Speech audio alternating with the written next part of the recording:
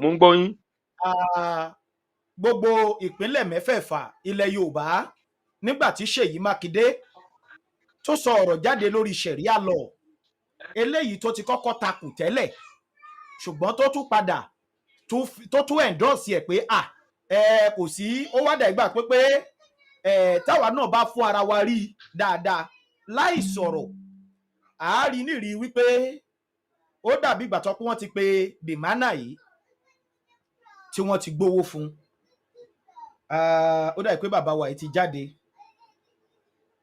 wọ́n máa tún padà wọlé. Ẹ̀yin èèyàn mi ó yẹ ẹ máa bá mi share ètò yìí mú kí yín ẹ káàbọ̀ sórí ètò ẹ kú ọjọ́ mẹ́ta wọ́n ti padà wọlé. Yá bàbá wa mo ní tẹ́ bá wo lẹ́nu ọjọ́ mẹ́ta yìí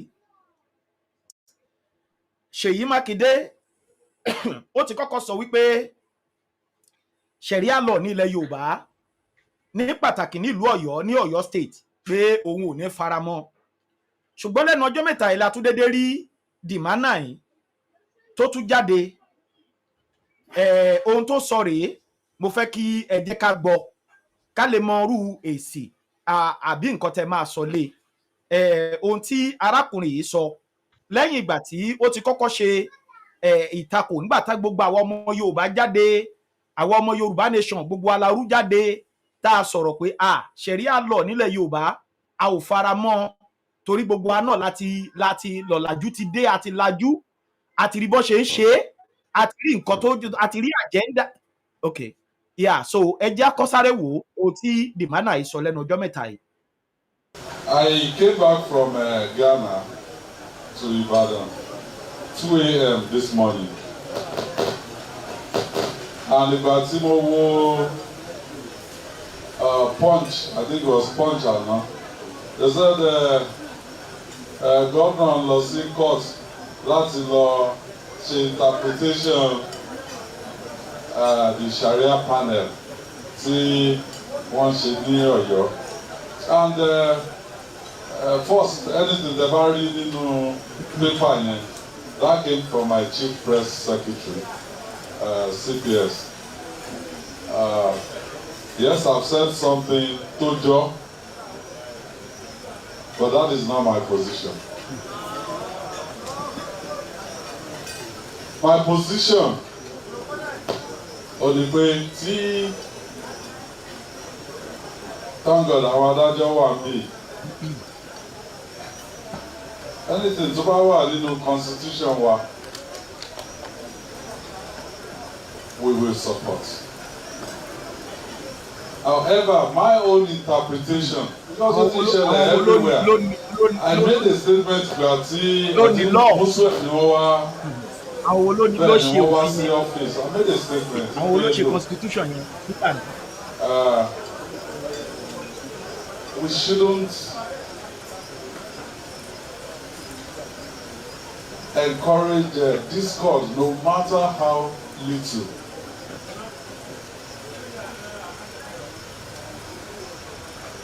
The interpretation lọ́dọ̀ ti tèmi ò ní pé even in our families ó ṣe gbogbo nǹkan ni à ń gbé lọ sí court nínú family wa àwọn èèyàn lè ní disagreement. The elders in the family they call them wọ́n bá wọn dá sí lọ́lọ́ bá fún wọn yanjú wọn yanjú ẹ̀.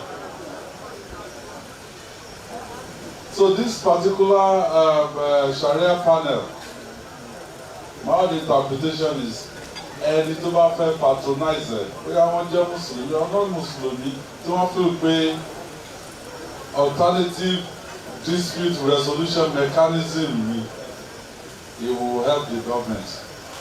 It will ensure pé iye cases tó lọ sí ọ̀dọ̀ àwọn adájọ́ wa ó wà reduced. So we will encourage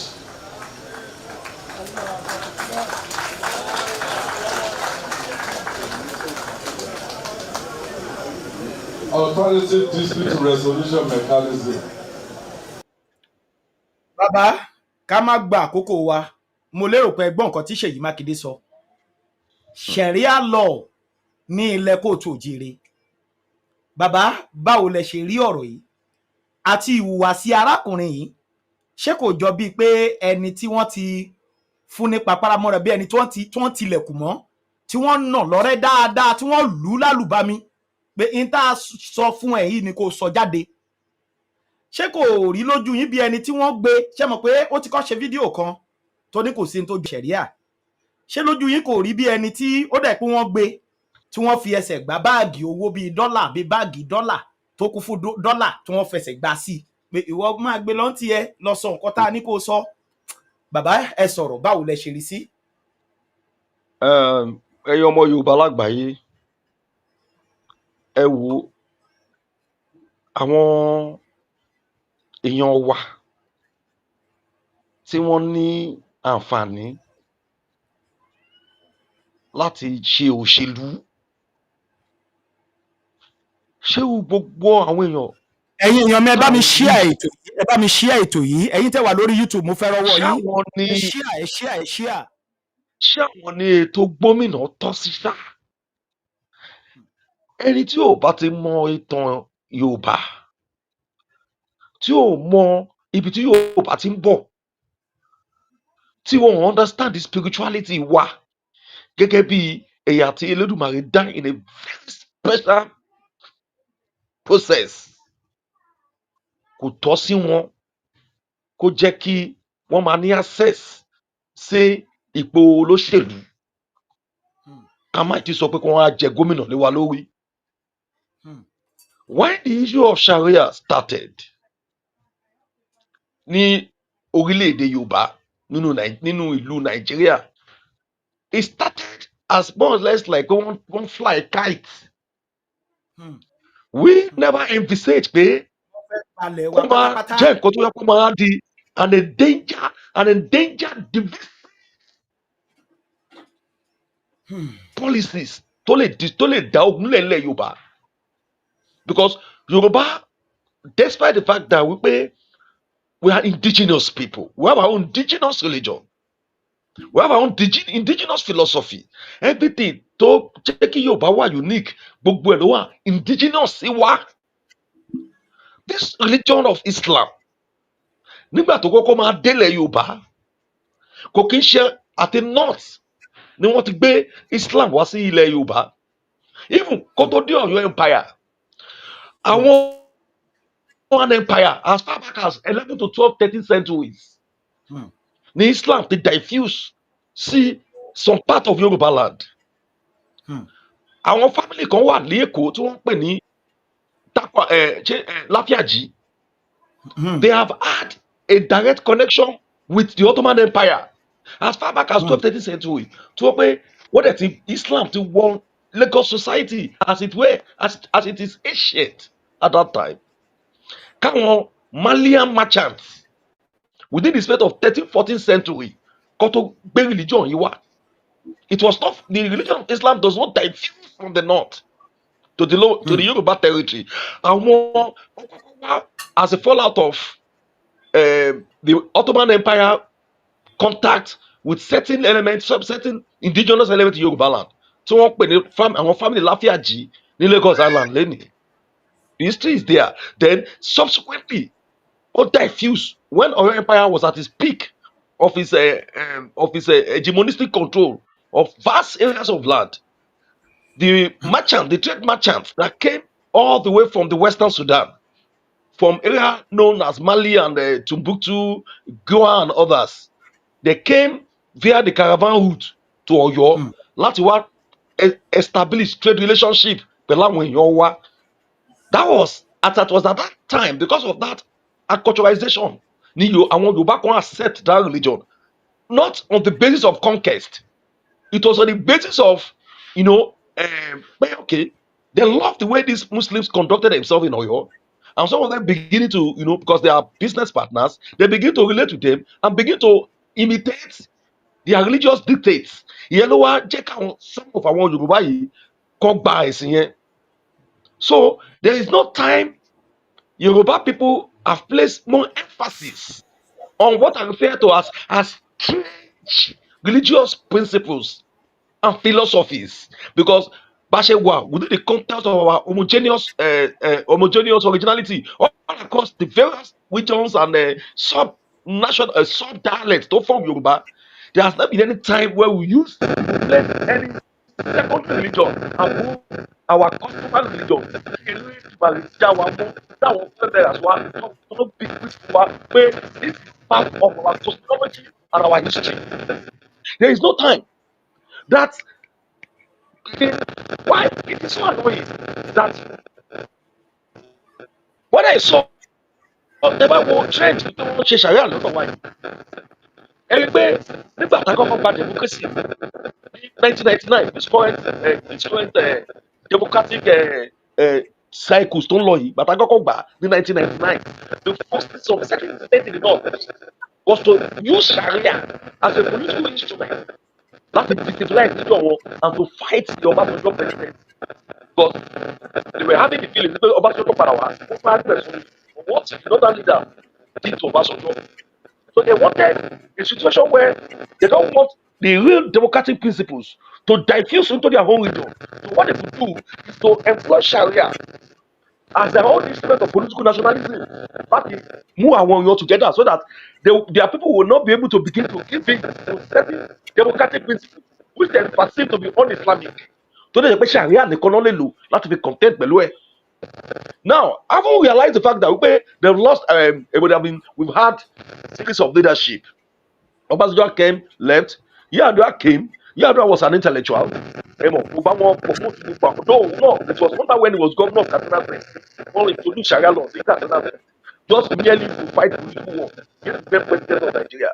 As at the time, the Yar'Adua man law, there was no emphasis, no policy emphasis on pay for religion. She understand. So using Sharia as an instrument now, it is another weapon to destroy Yoruba land. It's another weapon to create a divisive tendency like our Yoruba, so that it's easier for them to come in and finish us off of the basis of their of what I refer to as their agenda of cultural expansionism. Because in Sharia that one saw it promote feudalism. It will never allow you to be a universal thinker. It will never allow you to see yourself as an instrument of as an instrument of an embodiment of the principle of humanity. It will narrow down your thinking. It will begin to challenge your own indigenous reality as being a Yoruba person, because Sharia is more or less like an Islamic principles and philosophy that define the way how a Muslim should live. How somebody who subscribes to that religious system, it negate the core values of universalism. Religion, Yoruba traditional religion, so emphasized, to promote, and that is why anybody who see Yoruba traditional religion will see it as a religion that is not without its own peculiar characteristics. Ẹ má bínú pé mo ń sọ òyìnbó mo ń sọ òyìnbó bí mo ṣe lè explain ẹ̀ kó lè yé gbogbo wa nìyẹn. So now, why is it imperative? We are talking about creating jobs. Fáwọn tó wà lọ́dọ̀ state. We are not talking about building industries. Awolowo no any religious dictate. He's a Christian and also a Rosicrucian.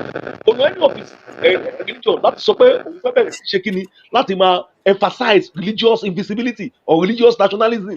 He lay emphasis on adopting universal principles of good leadership, good governance, human development, and physical infrastructural presence among all the various sub provinces that form the regional structure for the Yoruba nation from 1954 then 1966 when the regional government was abrogated. There was no time. There had emphasis on religion as an instrument to define our intra relationship as a people, as an organic people. So it's baffles my imagination. So when people are talking about resolving issues on the basis of universal ideas, so people are laying emphasis on something that is primordial. It is primordial. Wanting to introduce a Sharia system of leadership and system of jurisprudence in a society that is indigenous and have its own peculiar religion is tantamount to set the whole Yoruba land on fire. Because now they are telling you, it's cited in the constitution. Who make the constitution? How was it? Does the Yoruba agree to as part of our agenda in the constitutional making process of Nigeria? Go through Sharia on our behalf. How was the concept of Sharia? It diffused into the Nigerian constitution. I know it was quoted more than 70, it appears more than 79 times in the constitution. How was this smuggled to the constitution? Who assumed that Nigeria is an Islamic country? So therefore, all the component units of Nigeria must, whether they like it or not, accept the principle of allowing the Sharia law to become part of their subnational jurisprudence in what is supposed to be there as a genuine true federal system of government. So imply all the component units within their own customary invisibility, their own laws and their own reality, their own vision, have the right to live within outside the context of what has not been by consensus accepted to be part of the Nigerian constitution.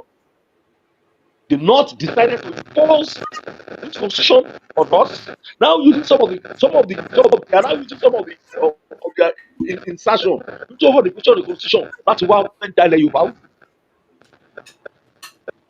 Because bẹ́ẹ̀ni ṣe rí gangan ni mo ṣe lè say if Sharia emphasize wípé if you do some certain things which the British have coded as part of the penal laws of northern part of Nigeria, now and then the customary law which is the common law to define our own traditions and religions and systems. Now you are bringing a penal code through the back door because it is set in the constitution to be imposed on us because we have some individuals among us who are practicing that religion. So what we are trying to do now is to create a conscious, deliberate attempt to create a natural division among an organic people, which is the Yoruba people. So Seyi Makinde now coming to retrace his initial position, but it will be unacceptable. It's a natural characteristic of the Yoruba Nigerian politician. I used to warn Yoruba Nigerian politician who never see anything outside the context of the position of his people towards what they have rejected as the issue. Now coming to the back door to find because they know because we want to be politically correct. Because Seyi Makinde is not different from some Yorubas who are joining the North to condemn the killing of the terrorists tí wọ́n pa ní Ìròmì ní Ishanland kò yàtọ̀. It's a different kinini. What is good for the goose is not good for the gander. How can somebody be coming from the child when I have existed for over 13,000 years as a people in our own land? At the time when we are talking about our own freedom, the best thing that we do now is to bring the Sharia instrument, which is not indigenous to us, even though I could be a Christian, I could be a Muslim. That religion is peculiar to my own individual life, and I want to follow it based on my conviction. It is not for you now to begin to indirectly want to smuggle this into our psychic so that over the Ola, our become a major albatross, an endangering albatross to create civil war. Why we could resist them? Nígbà tó kọ́ make attempts láti invade wa through Ogunjalomi, ta lọ stop through Ibadan. When Ibadan went, why we could do that is because there was no religious division. There was no division among Yoruba to relate more religion. But once you have contemporarily, if you have a division in Yoruba land based on religion, it is going to go around to jẹ́ Muslim náà lọ́wọ́ á lò Yoruba land because a Muslim Yoruba will tell you Islam has come to serve as its own nationalistic beliefs on what we refer to as global Islamic nation. That and a Muslim anywhere is a citizen of Islam. And whatever Islam wants is what is predominant in his consciousness above what his own indigenous originality defines. So it's a dangerous position. Step teacher Imakinde to take. And every conscious Yoruba person must rise up now to judge Imakinde your identity to one. But we check governor by the laws that was imposed on us from the center. They are Yoruba, and whatever religion urban practice, it is to get of our conviction. It best serve our individual spiritual purpose. It is not for you. I will, for the first time, realize the fact that making my danger lives away over what the material home is like. What talk for you to second term, and you are looking at how you can reposition yourself for more political opportunity, maybe at the superstructural level. wá fẹ́ fi láì bá wa ó fẹ́ fi peace ilẹ̀ Yorùbá ó fẹ́ fi negotiate what is not possible because we resist it. What we are trying to do is to smuggle the agenda of the Fulani aristocrats who have seen that the only way they can conquer Yoruba land and create a permanent division is for them to bring in this concept of Sharia. So even the Sharia, Tabawu, the Sharia as a belief, a jurisprudence in Islam, is a reflection of the moral attitude of the Arabs. It's peculiar to the Arabs. So, because the Arab territory, what we refer to as the Arabian Peninsula, is today a very turbulent and very violent atmosphere. So, the ideas, the progenitors of the Sharia felt that they needed to regulate the challenges of their own environment on the basis of the anarchical posture of that environment, not Sharia Sharia that as part of a very fundamental legal jurisprudence under Islamic principles. Not that we is form core of the Islamic of the Quran or whatever. It is peculiar to the quest of Islamic leaders at that time. That devise certain laws and principles to my help or curb the excesses of some certain elements within the whole European environment, not Yoruba environment. So, no incorporate into the whole region. So, propagate, to spread all outside the geographical context of the Arabian territories. To the North Africa, to the West Sudan, Israel, and some part of other area where the religion was eventually accepted. It even became an instrument of war, conquering native lands and imposing all those teachings on indigenous principles and philosophy on an indigenous organic population. So Sharia Makinde is a misguided fellow, and he wanted to be politically correct. I haven't stated it obviously that he lost it, and that initial position is what is people want. The constitution of Nigeria does not belong to Nigerian people. It was an imposed document that was orchestrated to create a lot of lacuna in the life of all the first nations forced into Nigeria by the British experimenters. So we will not accept that Sharia law. It does not conform to our general way of life as Omoka Ojire. It negates the very value of Yoruba unity. It contested the concept of Yoruba communalism. So we will not accept it. It is unacceptable. So that Sheikh Makinde is coming now. He's looking ahead of his next step of his political career. One of when I want to determine it because he tended to go to the center where he go and relate with other of his lives, some other ethnic nationality within the context of power distribution at the superstructural level. Because of one here. So we will not, even being a Muslim, but not a practicing one, because I see the truth in every religion. I'm a Christian. I go to church. Mo máa ń lọ sí mosque. Tọ́yìn mi ẹ̀ bá ní kí n lọ sí mosque and I perform ìṣẹ̀ṣe. Bọ́lọ̀ ń bá ṣe darí mi ni because God is universal. So the bottom line ni wípé we Yoruba self-determination movement have stated our position on this matter. Yoruba Global Omoluabi 1000 have also stated their position. Many resource Yoruba persons have simply come out to say we don't want it. Gbogbo àwọn Yoruba various organizations wọ́n ti ṣe rally, wọ́n ti ṣe presentation, wọ́n ti ṣe press conference, and they have said they don't want it. And now that we have said we don't want it, so Seyi Makinde should take water, kó mú omi, be precious pilot, kó fọwọ́ ẹ̀ kúrò nínú, because this will put an end to his political ascendancy, whether within the context of the failed Nigerian state or the emerging sovereign Yoruba nation. Orúkọ Makinde máa parẹ́ pátápátá tó bá follow this ugly precedent of what you have told him, of what the majority of people have told him, both home and abroad, that this thing is antithetical. It's going to be critical to the peace and stability of the Yoruba nation, of the Yoruba people. Because it will engineer what I refer to as a future recipe for a monumental disaster to máa pa gbogbo Yorùbá. Because bó ṣe bẹ̀rẹ̀ ní north nìyẹn, tí wọ́n fi religion fi wipe away the Hausa population, who are the majority, and destroy their traditional institutions under the fake gap wípé kò conform sí what the Quran and the Sharia states, led by Ottoman Danfodio, and carry out a sweeping radical reforms all across the territories known as northern Nigeria today, which is predominantly an heterogeneous Hausa society, and enthrone a season of feudalism leadership of the Fulani. Only Seyi Makinde tó fẹ́ tọwọ́ bọ̀ yìí o. Nígbà tó dẹ̀ máa pa tó máa ṣe the same thing ní north tó máa replicate ní north tó máa ṣe the same thing tó ṣe ní north yìí. Orí àwọn. It was when they went after Gubo. Gubo used to be the capital of all the traditional north, the Hausa north. So when they got Gubo, don't get Gubo. When Gubo sheepishly capitulated to them, thinking that truly these are Puritans who have come to reform the religion of Islam. And they brought the religion to engineer what we felt as the Fulani revolution. Because it created a chain of events that changed the life of the Hausa nationality and the rest forever. We will not face to Nigeria even before amalgamation, Fulani to carry out Kenya, not to talk of when they felt that the British have handed over Nigeria to them as their estate of their own great grandfather. And they have used religion as an instrument to fight all their wars, to embody their grip on every other territories that is not within the context of their control, to want permanent control over.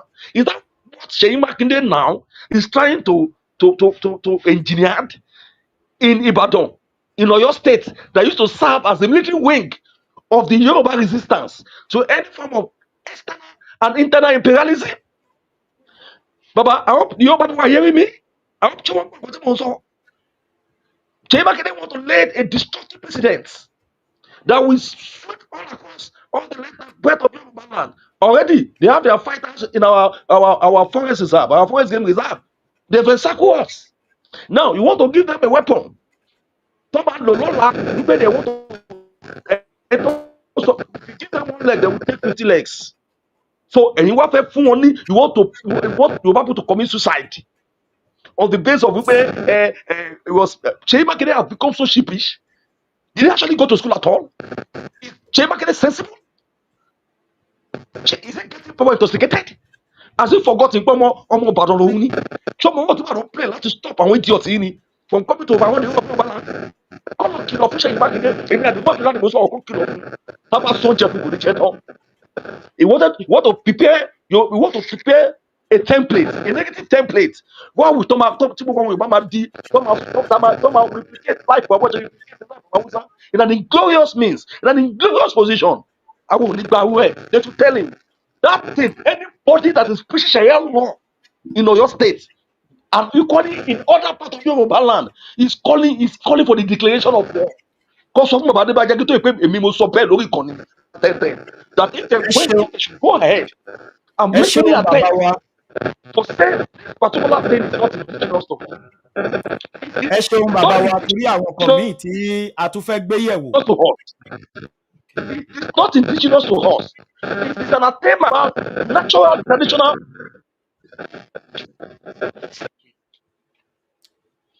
Ẹ ṣeun bàbá wa torí àwọn kan mìíràn tí a tún máa gbé yẹ̀wò. Mo ti dálé sir. Mo ti dálé because anything tó bá ti lè kó wù. Okay sir. Àwọn Fúlàní ń lérí ní nọ́ọ̀tì báyìí. Mi mọ̀ bóyá ẹ ti come across fídíò yẹn pé on the 7th of next month pé wọ́n máa bẹ̀rẹ̀ ogun ní church. Wọ́n máa bẹ̀rẹ̀ sí ní ju àwọn church. Bẹ̀rẹ̀ sí ní ẹ̀mọ̀ tó bá dẹ̀ ti rí bẹ́ẹ̀ yẹn àwọn ọmọ Yorùbá wa máa fara gbánú ẹ̀ látàrí ìṣẹ̀lẹ̀ tó ṣẹlẹ̀ ní Ìròmì ní Edo State. Bàbá ṣé ẹ̀rí nìrí wípé Nàìjíríà ti ṣubú báyìí pé ogun gan ti bẹ̀rẹ̀ because tó bá ti lè mú tí àwọn Fúlàní bẹ̀rẹ̀ wàhálà yẹn tí wọ́n pa àwọn èèyàn ṣé mọ̀ pé àwọn ọmọ Yorùbá wa kan náà ò ní fẹ́ káwọ́ gbéra nílẹ̀ Yorùbá láti máa wo àwọn Fúlàní ní ilẹ̀ Yorùbá. Ṣé ẹ rí pé ogun yẹn náà ti bẹ̀rẹ̀ nìyẹn? Ǹjẹ́ kò tó àkókò báyìí láti pé ká máa sọ fún àwọn ọmọ ìyá wa tí ń bẹ ní north pé kó máa bọ̀ ńlé? Torí pé tẹ bá wo àkókò Tinubu yìí, ìjọba Tinubu yìí, ẹ rí pé ìjọba ogun ni. Ẹ rí pé ìjọba tiẹ̀ gan ó tún worst ju ti Buhari lọ.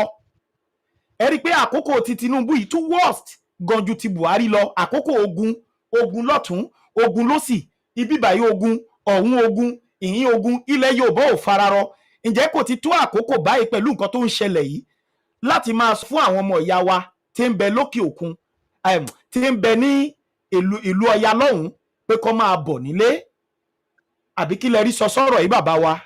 kí lẹ rí sọ bàbá ìjọ tẹ́tẹ̀ òun lè ti bẹ̀rẹ̀ ọlọ́run bàbá báyìí. tẹ́tẹ̀ ẹ ṣe gan nǹkan tí mo fi máa ń gbádùn program yìí nìyẹn because program yìí nínú gbogbo àwọn bloggers yìí tó ń ṣe bloggers yìí fún Yorùbá Nation program yìí ló máa ń jẹ́ program tó yẹ kó máa ń jẹ́ agenda setting lórí ọ̀rọ̀ tó ń lọ fún ìjàngbara ilẹ̀ Yorùbá la ṣe máa ẹ ń ṣeun gbádùn yín there is no day tí máa jí láwọ̀ tí mi ò ní ṣàdúrà fún yín ẹ kò ṣeun síjọ́ bàbá kan tí mi mi ò kí ń jí láwọ̀ ẹ àtàlùfẹ́ tó ṣeun yẹ pé mo máa ń gbàdúrà pé wọ́n máa fún nílé ìmọ̀ràn àti làákàyè láti lè máa gbé àwọn ètò yẹn tó wà related sí gbogbo ọ̀rọ̀ tá à ń sọ láti ṣe àwọn èèyàn wa létí bàbá ẹ ṣeun. tábà pín 10 million fáwọn Yorùbá tó wà lókè ọ̀yà kò ṣe gbogbo ló máa wálé tábà pín 10 million fún gbogbo àwọn Yorùbá tó wà lókè ọ̀yà kò ṣe gbogbo ló máa wálé tó o bá ń ṣe pé àwa Yorùbá ajálábùsí ni kí la fẹ́ lọ ṣe ní ilẹ̀ aṣẹ́lẹ̀ kí ló sọ ọmọ Yorùbá lọ sílẹ̀ aṣẹ́lẹ̀ because wọ́n ti make ilẹ̀ wọn bíbà ẹ̀ become unhabitable fún wa wọ́n ti make ilẹ̀ Yorùbá become unhabitable fún wa oríṣiríṣi lásìgbò oríṣiríṣi rògbòdìyàn ló ń ṣẹlẹ̀ lórí territory wa so àwọn èèyàn wa fi wípé àwọn lè tètè rí opportunity connections táwọn bá move lọ sí òkè ọya lọ́hùn táwọn bá ti lè pretend to align themselves with their thoughts in the north it will be easier for them now to have contact and connections for them to be able through the north make their breakthrough within the Nigerian political economy ló fún àwọn èèyàn lọ sí north Yorùbá land is so rich káti ẹgbẹ́ pé wọn ò jẹ́ ká control àwọn resources wa wọn ò fún wa láyè láti ṣòfin wa láti lè maximize gbogbo àwọn natural resources ta ní but the cause of the matter is this tẹ́ bá wo láti 1945 nígbà tó kọ́ bẹ̀rẹ̀ Kano riot yẹn ẹ jẹ́ àmú fún láti post military era gbogbo àwọn riot tó ti ṣẹlẹ̀ gbogbo àwọn rògbòdìyàn tó ti ṣẹlẹ̀ ní north àwọn ta náà ń pa tó ń bá pa yìí bò wọ́n pa Yorùbá tó ń bá tí tó bá fi lè ní any misunderstanding on the basis of argument pẹ̀lú ẹni ọmọ Yorùbá kankan tó bá ti bẹ̀rẹ̀ báyìí aláwọ̀ ló máa fi bẹ̀rẹ̀ religion ni àti pé àwọn Yorùbá Muslims tó wà láàrin wọn wọn ṣe original Muslims so they start killing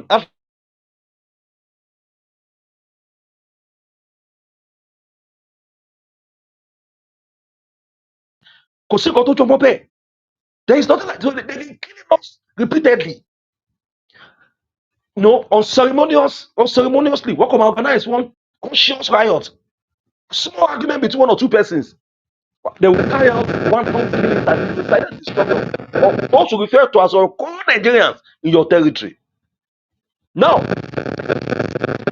to emphasize on the questions tẹ́ bẹ̀rẹ̀ sir ṣé ó yẹ ká máa fún àwọn Yorùbá pé àbísítáì àfàì tá a mọ̀ wípé kándù Nàìjíríà ti fẹ́ jó tán pé kàn yìí tó sí north ṣé ó yẹ kí wọ́n fọ́ ojú àwọn orí checking statement táwọn northern leaders ní orí ẹ̀rọ either print or electrically or social media tó ti ń threaten south wípé àwọn máa unleash the dragon lé wa lórí wọ́n máa ń threaten àwọn táwa lórí nílé ní the other side of the divide lórí ilẹ̀ wa ṣé àwọn tó wà ní their environment tó ṣé àwọn ò yẹ kó mọ̀ pé àwọn gbogbo fún àwọn ti di sacrificial land ọ̀tá lè fẹ́ transfer lateral damage because àwọn tí wọn ò jẹ́ kí Yorùbá nation nílọ síwájú àwọn Yorùbá láti kò wálé láti 1999 nígbà tí wọ́n sọ discover Sharia Arẹ́gbẹ́ṣọlá and other governors at that time have to send kí ló ń pè at the later on wọ́n láti send trucks and boxes láti lọ kó wọn wálé àwọn tí wọ́n bọ̀ ní press ó dojú ẹ̀ kò sí ọ̀nà àbáyọ.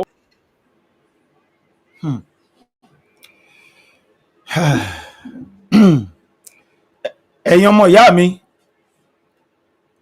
ọmọ ìyá mi tẹ́ wà ní north ẹ máa bọ̀ nílé o ẹ máa bọ̀ nílé. Come up only the Nigerian army and the police have been compromised. We are at war. Biafra at the ham around. I was in the Delta. I went to the Delta. The Jews are ready. I went to the Greek. I saw their preparation. I know their top. What is it? Because nobody can be. So each of the regions are getting them equipped. About equipped. Let to bang but ṣé ó yẹ ká sọ pé tó bá níwọ̀n lọ́wọ́ ká wá jẹ́ káwọn èèyàn wa tó wà ní òkè ọ̀yà lọ́hùn kó jẹ́ collateral damage so mo ń fi opportunity yìí mo fi ń pe gbogbo ọmọ Yorùbá tó wà ní gbogbo 19 other states to come back home They must come back home. Kò lè ẹ ṣe máa bóyá bọ̀ lé o. à ń dalaba apáláṣẹ ni because Nàìjíríà ti kándù Nàìjíríà ti fẹ́ jó tán. Ìdájọ́ Elédùmarè ti fẹ́ dé sórí Nàìjíríà. Gbogbo àwọn front lines wa gbogbo àwọn front lines wọ́n tó kù sí front lines ẹ̀ máa ṣàlàyé ẹ̀ fún yín. Gbogbo àwọn front lines wa tó jẹ́ pé nǹkan tó jẹ́ ká kó yẹ ká wà ní Nàìjíríà táwọn òyìnbó àtàwọn tó ń darí wa ti bò mọ́lẹ̀ gbogbo ẹ̀ ti tú síta. So front lines ẹ̀ ń sìn ti create avenue for an implosion. Mo dẹ̀ rántí nǹkan tí Awólọ́wọ̀ sọ́ngbà kan pé tí Nàìjíríà máa pín actions and activities tó máa lead to the disintegration of Nigeria náà ló ti máa wá. So àwọn náà ti rí and unfortunately for the north ẹni tó jẹ́ the current former head of Donald Trump the right to self-determination. So gbogbo wa aláti lè ronú jinlẹ̀ pé why we are not able to take any drastic action of emancipating Yorùbá nation ni wípé I always consider pé aláwọ̀ èèyàn lórí òkè ọ̀yà long what value in their lives adibara waja kadara wa kasi whatever but we don't appreciate the fact that any of our own citizens could die bẹ́ẹ̀ kí ọmọ Yorùbá kọ̀ọ̀kan kú. So between now I want Baba Adébáyọ̀ Akíntóyè as other leaders of the global nation including Patrick Abimbola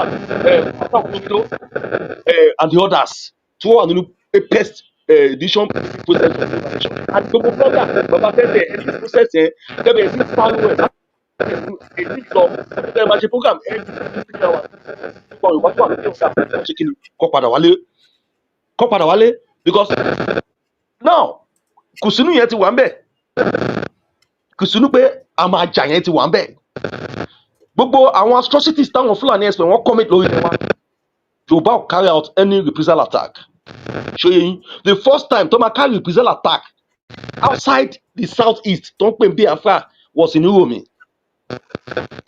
Tọ́ba dẹ̀ máa rò wọ́n rò pé àwọn Europe yìí kọ́ wò ní general Edo state they have termed them as Igbos. Ṣòye yín nísìnyí wọ́n wá sọ wọ́n limit pé attack táwọn fẹ́ ṣe ní èdè yẹn wọ́n limit ẹ̀ wípé àwọn tó jọ ọmọ ìlú tó wà ní north làwọn fẹ́ lọ attack wọ́n ti generalize gbogbo southerners làwọn fẹ́ attack tó include àwọn ọmọ ìyá bàbá wa tó wà lọ́hùn. So ọmọ Yorùbá tó bá gbọ́ kó tètè bẹ̀rẹ̀ sí proactively máa kọ́ ẹ̀wẹ̀ bọ́nlé.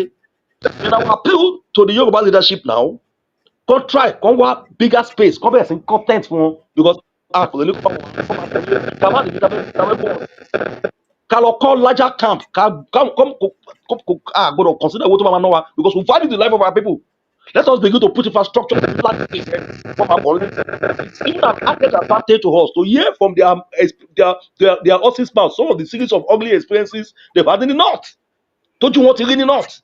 Tó bá sọ́mbẹ̀ yẹn, á lè jẹ́ ká mọ ọ̀nà àbáyọ to consolidate on our own demand for self-determination. Ó ṣe pàtàkì gan. Now that it's obvious wọ́n fẹ́ bá wa jà. And ẹ jẹ́ n sọ fún Batenten, the military and the police cannot stop them. You saw what happened in Abuja between the Shiite movement and the Nigerian army. That is how strong and resolved they could be when it comes to the issue of carrying out their threats. And they will do it. Wọ́n ní àbọ̀rọ̀lá sọ fún wa tó bá dénú àṣekínni àtòtìntì. We do not wait until they use our people as guinea pigs. Àwa máa gbé petition lọ sí United Nations. But only prevention is better than cure. We have to take proactive measures now to ask our people to come back home. They should come back home. Now, there is going to be a strategic working on strategic alliance with other ethnic nations in the south because the killings in the north will not take a peculiar pattern. Wípé Igbo nìkan ló fẹ́ pa ìjọ nìkan ló fẹ́ pa Yorùbá nìkan ló fẹ́ pa. It's going to be continuous. Anybody tó bá ti wà connected to the south ni wọ́n fẹ́ lọ attack and wọ́n ti already jẹ́ ká mọ àwọn designated area táwọn tó fẹ́ carry out attack which is Baba Tenten ṣe information they give yẹn correlated to this church massive attack against all the churches in the north. So if it is the north and the church àwọn ló lọ sí church the Igbos, the Yorubas, the people from the Niger Delta, the people from the Middle Belt who are domiciled in the core north. I mean, these are people who arm their militiamen to come to our territory. More weapons not stored in the north. There was Zamfara. The bandits have overrun the military in Zamfara, Borno, and Yobe. How is this possible? Tó dẹ̀ ń kìlọ̀ fún wa wípé we should vacate. Okay, we are even magnanimous enough to have given us an ultimatum to evacuate our people from the north. That is to tell Bola Ahmed Tinubu himself that Nigeria have disintegrated. There is only dancing the dance of Makaba of wanting to become president in 2027, when what should have done now is to tell France, his godfather, and to beg Trump, whenever possible, only convene a sovereign national conference, so that this war that is coming, this inevitable war that is approaching us very fast, we can easily sit at the round table and dissolve the Nigerian Federation peacefully. We shake our hands and we all go home. Could imply we will still not relate at the level of interstate whatever. There can still be interstate alliances and whatever on the basis of economy, technical partnership, and whatever possible. But we sovereignty here, every regions that want their sovereignty at the level of the sovereign national conference can assert it and have it.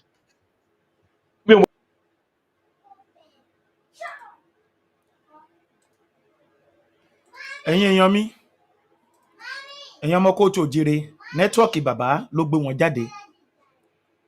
ẹ̀yin ọmọ ìyá mi tẹ́ ń bẹ ní north, àwọn fúlàní ti ń lérí o. ní ìròmì lọ́wọ́lọ́wọ́ báyìí inú fo àyàfo ni wọ́n wà o. wọ́n dẹ̀ ní wọ́n máa bẹ̀rẹ̀ ogun yìí, ó máa ní agbára gan. ṣé ẹ mọ̀ wípé fúlàní ló ní nàìjíríà fúnra wọn, gbogbo wa náà la mọ̀ yẹn. ọ̀ràn tí fúlàní lè dá, tí fúlàní bá dá ọ̀ràn mẹ́ta ní nàìjíríà tó bá lọ pẹ̀lú ẹ̀, ìwọ tó jẹ́ ọmọ yorùbá ò lè dá kọ́ta ẹ̀ o, kọ́ta ẹ̀ tó bá da o ò ní lọ. ẹ̀yin ọmọ ìyá mi, ogun ti débodè, ẹ máa bọ̀ wálé. bàbá ẹ gbóhùn sókè, ẹ gbóhùn sókè.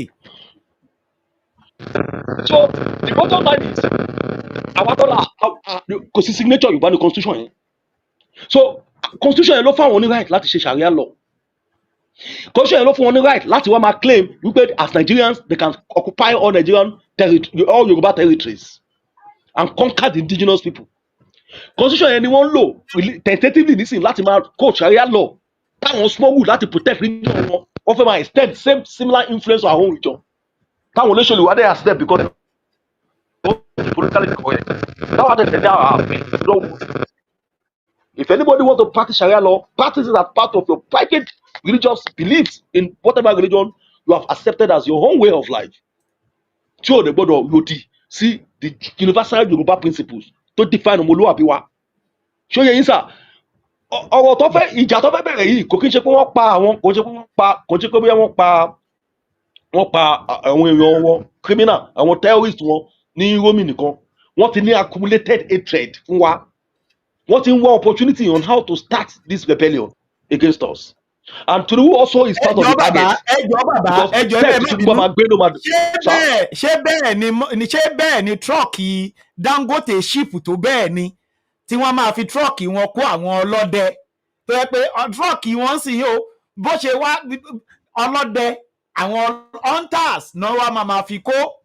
ṣe mọ̀ wípé Dangote náà ó ní bá ní ilẹ̀ Yorùbá, òun náà ń bẹ lára àwọn tó fẹ́ ṣíà ilẹ̀ Yorùbá. Bàbá mo kàn ní kí n fi yẹn kún ni o, ohun tó ṣẹlẹ̀ ní ìròmí ni mo sọ o, torí àwọn tí wọ́n mú wọ́n ní ọlọ́dẹ ni wọ́n. wáì tó fi wọ́n jẹ́ pé Dangote máa tọ́nà sí. bàbá ẹ gbóhùn sókè, ẹ gbóhùn sókè. Bàbá we are facing báwo ni wàá tó wà lórí ìkànnì. We are facing serious existential threats. Kò ṣe poverty nìkan ló fi ń bá wa jà, kò kí ṣe misgovernance nìkan ló fi ń bá wa jà, kò kí ṣe ẹ̀sìn nìkan ló fi ń bá wa jà. They are also using the conspiracy of the elite from the north. Gbogbo àwọn northern leaders ló mọ̀ ń pa ẹ̀, gbogbo wọn pátá ni wọ́n mọ̀ ń pa ẹ̀. Some of them are hiding under partisan politics. Some of them are hiding under being politically correct. There is no northerner that is loyal to the unity of Nigeria if the north is not permanently being in charge of the economy and the resources of the indigenous owners in the south and the middle belt of Nigeria. What did you want to see? Tinubu have done something to help to la ojú àwọn middle belts. What create opportunity for the Hausa nationality themselves. Now, the Fulani for almost past 6-7 years, wọ́n tún kọ́ àwọn èèyàn wá láti West Africa. Warriors from Mauritania, from Senegambia, from Mali, from Niger, from Sudan. Most of our weapons tí wọ́n lò were weapons they smuggle in from France, from Turkey, who are mining the legal natural resources in the north. To acquire, what are they using the money for? To buy weapons, to acquire weapons, to equip them, to annex territory within their own region. The resources were tí wọ́n fẹ́ kí the Federal Ministry of Solid Minerals ní any exclusive oversight tí wọ́n sọ lórí. So this is tó pé Burkina tí wọ́n tú síta, they wanted to go to war. They want to fight, to create confusion. To make it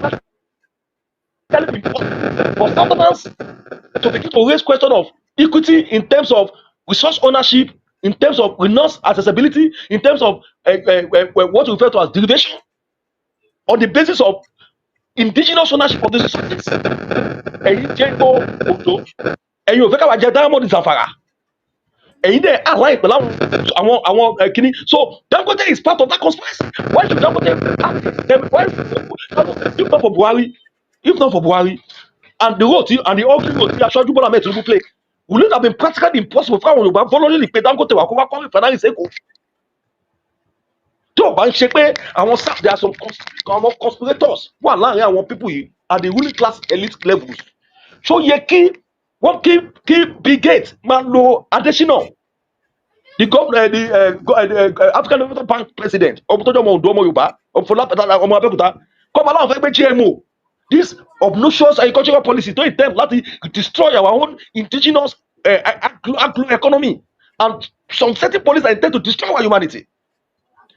Ẹ jẹ́ àwọn Yorùbá tó máa ń gbà mí lórí ìkànnì yẹn láì tí dáadáa kẹgbọ́, kò sí nǹkan tó jẹ́ Nàìjíríà. Nigeria have become an experimental to via which all kinds of negative policies initiated and introduced by the IMF and the World Bank and some powerful figures within the global spectrum who have come to see the Yoruba politicians, Nigerian politicians as mere political businessmen who are willing and ready to trade their people away for money, power, and relevance. So Dangote kò ń ṣe first time máa gbé kó Dangote fi truck ẹ̀ fi kó ìbọn lọ síbi tí àwọn èèyàn ẹ̀ tó ń fa wàhálà táwọn tó jẹ́ indigenous people yẹn tó ń dìde against wọn. Dangote máa ń fi truck ẹ̀ fi kó weapons káàkiri níbi area táwọn yẹn bá ti rí as a place táwọn fẹ́ gbà, àwọn fẹ́ dá wàhálà lẹ̀. Dangote is complicit in most of wípé àwọn people yìí move from one place to another with deadly weapons because some of them.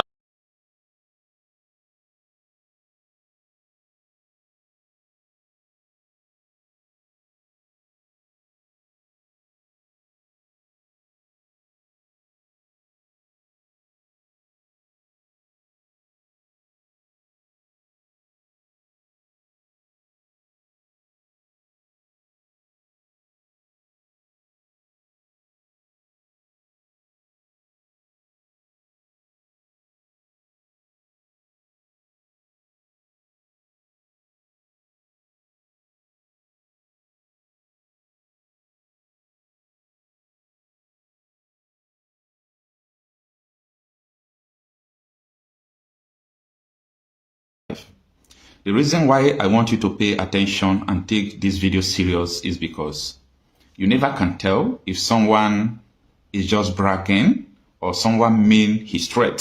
Okay? There is no little threat. There is no grievous threat. Every threat is a threat. Okay? Now, in Plateau State, before they carried out an attack on Christmas Eve that killed 140 persons, there was, an information. There was a letter. Some persons even posted it on social media, on Facebook, that they are coming to attack the community, and they did. Now, my attention has been drawn about the declaration of war on the 7th of April, that is next week, Friday.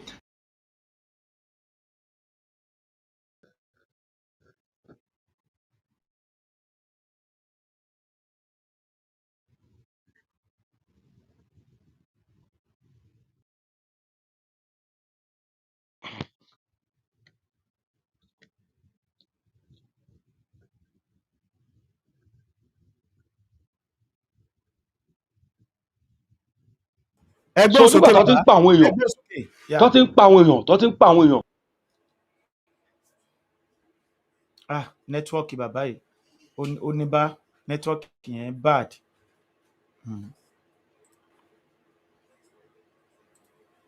that they are going to declare war to just threat. Every threat is a threat. Okay. Now, in Plateau State, before they carried out an attack on Christmas Eve that killed 140 persons, there was, an information. There was a letter. Some persons even posted it on social media, on Facebook, that they are coming to attack the community, and they did.